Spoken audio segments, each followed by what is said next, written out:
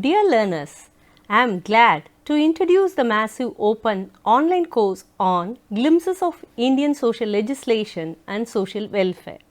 This is a 2-credit course that is handled in 8 weeks and comprises of 33 modules. Do you know the Indian Constitution is the world's lengthiest written constitution, which had 395 articles, 22 parts and 8 schedules when it was originally adopted. The Constitution establishes the foundation for social justice through the principles of equality, liberty and fraternity. The social legislation are framed for the welfare and to safeguard the vulnerable people and guarantee a welfare state. Understanding the Indian Constitution and its social legislations can help one to better comprehend society and thus can analyze and apply how it can be used as a tool for social change. Knowledge on these concepts can help individuals to become a good citizens in the society. With this overall background, let us see the content of the course that we are going to study. The course on Glimpses of Indian Social Legislation and Social Welfare aims to enable the learners to have an overview idea on the Indian Constitution, social legislation, new approaches in legislation, social welfare measures taken by the Government of India for various sections of the population and also the governance initiative and their recent trends like e-governance, corporate social responsibilities, etc. The course starts with an introduction to Indian society and the historical background of the legislation in India in the pre-independent context, which will be the part of our first week.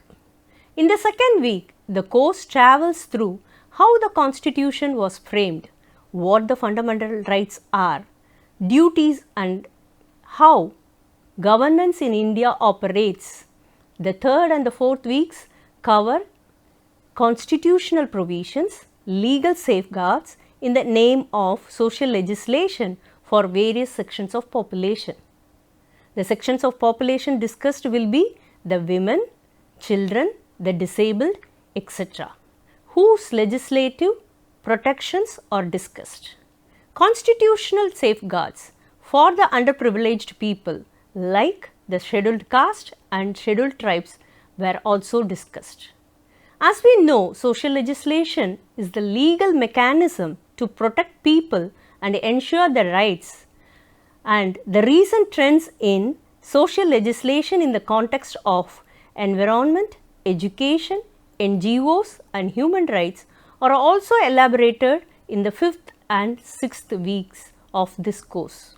Social legislation in the Indian context is designed to address the welfare of the people, particularly the needy, by promoting equality. An overview of social welfare as a concept, strategy and approach is covered in the second part of the 6th week. When discussing the nation's development, the term welfare is commonly used. Welfare is addressed in terms of well-being of the individual or the group of people. The concept of well-being has several facets, including it is addressed as needs and sometimes as wants.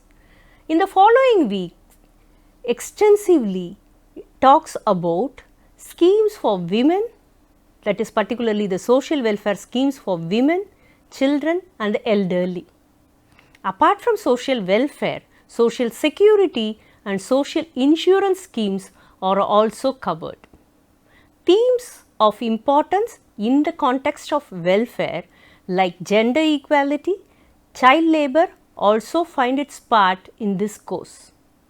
In recent years, good governance, e-governance and corporate social responsibility have gained significance when it comes to governance, which should also be understood. In the last week, the concept of governance, which was once thought to be the responsibility of the government, has now been seen in a wider context to include the public or the citizens with the support of civil society is also discussed in this.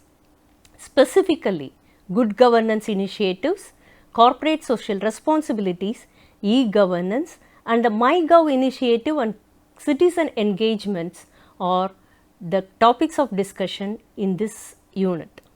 The 2-credit course will have video lectures, work on assignments, frequently asked questions, glossaries, etc. This will be available for you when you are enrolling for this course. The course is at the UG level and hence those who have completed higher secondary schooling can register for this course. This course will be helping the competitive examination aspirants and they can register for this course and grab the opportunity to enhance their knowledge. The evaluation will be in tune with the CBCS guidelines.